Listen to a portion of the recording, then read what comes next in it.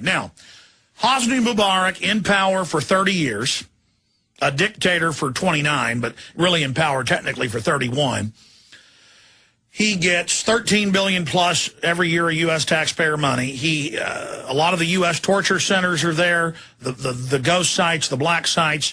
He's been the angel of Israel, the angel of the United States. He's done everything they want, brutally murdering people, torturing, pure death, just absolutely barbarous to the huge population of Egypt. Then you've got the Arab Brotherhood, going back to British intelligence, and then after they lost control of the Middle East during World War II under Hitler, and then under CIA control after that. This is not even my opinion. I mean, you know, we reserve judgment until Friday night on this, but we did have guests on who said this could be the case, where they're flushing another one of their minions down the toilet.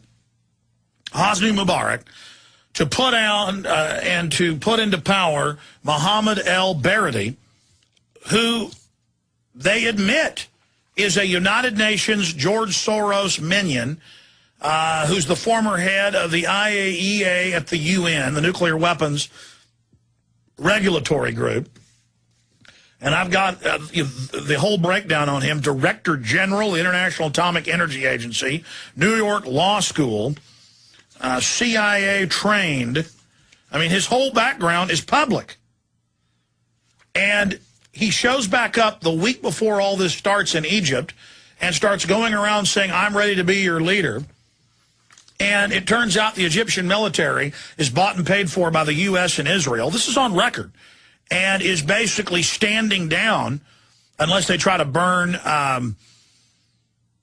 some of the museums, are standing down while the people run around and loot. And here's the London Telegraph. Egypt protest. America's secret backing for rebel leaders behind uprising. Continues. Egyptian opposition leader calls on Mubarak to leave today. And who is that? This is the new puppet, the UN puppet.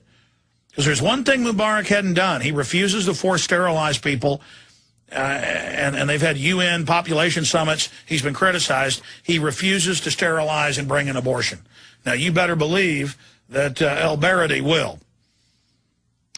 So Mubarak loves to torture, kill, slaughter, total dictator. Our government's got its torture sites there, loves him, but he isn't good enough. He isn't good enough. He doesn't hate his people enough. And so Mohammed el-Baradei, the Pied Piper of Egyptian revolt, Paul Joseph Watson, that's from Friday, his report up there. And, of course, on Friday he also reported on the George Soros connection. But now Axelrod's bragging that el-Baradei is their man. We've got another report by the LRC blog, Egypt's Rose Revolution, similar to what happened in Georgia. There's another report here. Egypt is another Soros color revolution. Soros, of course, funded rebellions and takeovers all over Eastern Europe and into Central Asia on the belly of Russia.